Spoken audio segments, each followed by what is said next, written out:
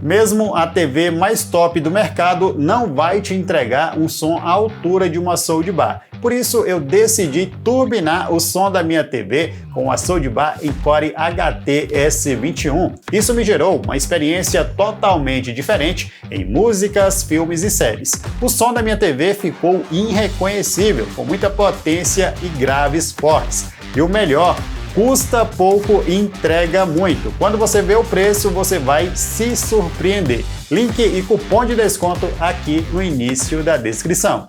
A HT S21 tem 150 watts RMS de potência e para uma Soundbar dessa faixa de preço, isso é muito. E o melhor, ela já vem com um subwoofer dedicado, ou seja, o grave não é só mais forte, ele é mais profundo, encorpado e realmente faz a diferença em filmes, séries e jogos.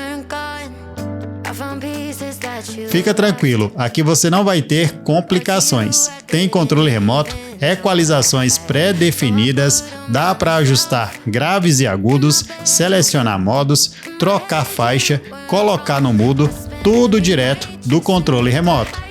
E se você gosta daquela sensação de som mais espalhado, ela tem o modo 3D Som Audio. Ativou isso aqui e já era. Você sente que o áudio vem de vários lados, mesmo sem ter caixas de som espalhadas pela sala.